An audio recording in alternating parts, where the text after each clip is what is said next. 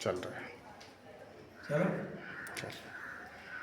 हिमाचल प्रदेश के पेंशनरों के करोड़ों रुपए की देनदारियां और प्रमुख मांगों को सरकार से मनवाने के लिए गत वर्ष हिमाचल प्रदेश के विभिन्न विभागों, कॉर्पोरेट सेक्टरों के राज्य स्तरीय 18 संगठनों का बैठक बुलाकर के एक सहयोग संघर्ष समिति का गठन किया गया था हमीरपुर में, जिसके अध्यक्ष श्री सुरेश ठाकुर जी को बनाया गया और महामंत्री की जिम्मेदारी मुझे दी गई थी और अन्य भी इसमें शामिल किए गए, पदाधिकारियों को इसमें शामिल किया गया।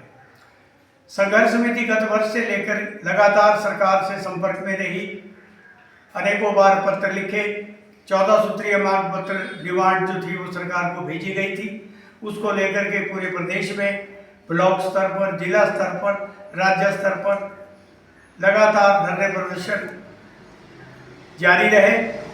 2 प्रमुख राज्य स्तरीय धरने जो गत वर्ष नवंबर में धर्मशाला में और मार्च में शिमला में हुए, उन विशाल धरना प्रदर्शनों के बाद सरकार ने संघर्ष समिति को वार्ता के लिए बुलाया और 13 मई को माननीय मुख्यमंत्री के साथ प्रदेश सचिवालय में हमारी बैठक हुई, जिसमें 14 सूत्रीय मांगों के ऊपर विस्तृत चर्चा हुई और सरकार ने उन मांगों में से अधिकांश मांगों को सिद्धांतिक रूप में स्वीकार कर लिया और उसके बाद आज की डेट में जो हमारी 14 मांगे थी उसमें 6 मांगे जो है वो पूरी सरकार ने कर दी है, जिसमें प्रमुख रूप से चतुर्श्रेणी के कर्मचारियों की सभी देनदारियों का भुगतान किया जा चुका है और 2016 से पूर्व के जो रिटायरीज हैं उनकी सारी देनदारियों का भी भुगतान हो गया है।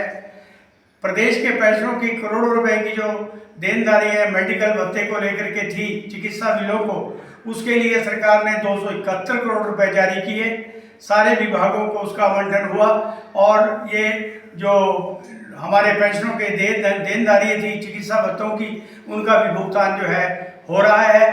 और हमारे जो कॉर्पोरेट सेक्टर के लोग हैं उनके लिए भी हमने सरकार से मांग की है कि उन्हें भी 2099 के आधार पर पेंशन जो है उसका प्रावधान किया जाए और जो ट्रांसपोर्ट के हमारे पद पर नियुक्त सेवानिवृत्त कर्मचारी हैं उनको हर महीने जो है पेंशन के लिए जूझना पड़ता था। कभी 30 तारीख को, कभी अंतिम दिन में उनको पेंशन मिलती थी, वो भी धरने प्रदर्शन करके।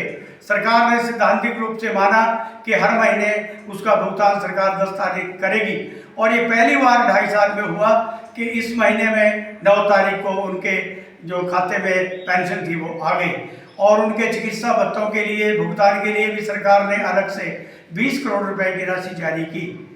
शहरी निकाय के जो लोग थे उनको 2006 के आधार पे वेतनमान मिल रहे थे, पेंशन भी उसी आधार पे मिल रही थी, वो हमारी मांग थी, सरकार ने उसको पूरा किया। अब उनको 2016 के आधार पर नए वेतनमानों के आधार पे पेंशन और वेतन का निर्धारण हो रहा है। इसके अतिरिक्त जो अन्य प्रमुख मांगे हैं उसके ऊपर भी चर्चा चल रही है। इनको लेकर के प्रदेश में जो ये हमारी 14 सूत्रीय मांग पत्र था, इसमें अधिकांश मांगे सरकार ने स्वीकार कर ली और इनको देख करके प्रदेश में कुछ मुट्ठी भर तथाकथित स्वार्थी स्वयंभू नेता अब बरसात में जैसे मेंढक निकलते हैं उसकी तरह प्रकट हो गए। अपना अस्तित्व को बचाने के लिए आप प्रेस कॉन्फ्रेंसें कर रहे हैं, जबकि इनके जनाधार कोई नहीं है, ना इनके साथ लोग हैं। प्रदेश के 2 लाख के पेंशनों में से 90% पेंशन जो है हमारे इस संगठन के साथ हैं। 18 जो सशक्त संगठन है प्रदेश के, हम सरकार के साथ लगातार प्रयास कर रहे हैं और अब ये तथाकथित स्वयंभू, इन्होंने कोई भी इनका योगदान नहीं रहा जो इतने हमने संघर्ष किए। ये घर में बैठ के तमाशा देखते रहे और जब देखा कि अब इनकी मांगे पूरी हो रही हैं तो अपना से उसको श्रेय लेने के लिए आगे आ रहे हैं। हिमाचल प्रदेश के जो पेंशनर हैं वो जानते हैं, इन्होंने हर बार यही कोशिश की कि हमारे जो कार्यक्रम चल रहे थे, जो हमारे आंदोलन थे, उसको तोड़ने का प्रयास किया। सरकार से वार्ता ना हो इसमें भी उन्होंने विघ्न डाला, लेकिन प्रदेश के जो पेंशनर हैं वो एकजुट हैं। हम सरकार से मांग करते हैं, जो हमारी एक प्रमुख मांग है कि 2016 से लेकर के 2022 के बीच में जो सेवानिवृत्त कर्मचारी हुए हैं उनको एक भी पैसे का भुगतान नहीं हुआ है। केवल मात्र 50,000 रुपए की राशि पूर्व सरकार के समय में उनको मिली थी। ये हमारी प्रमुख मांग थी, जिसको माननीय मुख्यमंत्री जी ने बैठक में सैद्धांतिक रूप से स्वीकार किया था कि 31 जुलाई तक उनकी जो देनदारी है उसका 40% भुगतान हो जाएगा। तो मैं पुनः सरकार से ये मांग करता हूँ कि 31 जुलाई निकट आने वाली है, सरकार अपने वादे को पूरा कर निश्चित रूप से पूरा करे, हमें ऐसी आशा है। और हम सरकार से उम्मीद करते हैं कि सरकार 31 तारीख से पहले इनकी जो देनदारी है उसके लिए 40% का जो भुगतान करने की बात कही है उसको सरकार पूरा करेगी। और जो अन्य मांगे हैं उनको उसके बाद सरकार को हमने 31 जुलाई तक का समय दिया है।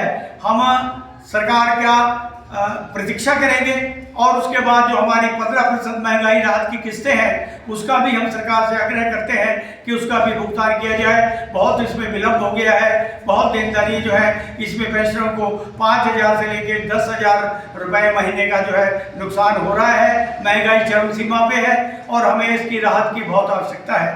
तो हम सरकार से आग्रह करते हैं कि इसका भी सरकार भुगतान करे। और उसके बाद अगस्त में जो हमारी राज्य स्तरीय कार्यकारिणी है उसकी हम बैठक बुलाएंगे, उसमें समीक्षा होगी, विस्तृत चर्चा की जाएगी और उसके बाद आगे की जो रूपरेखा है, रणनीति है, उसको तय किया जाएगा।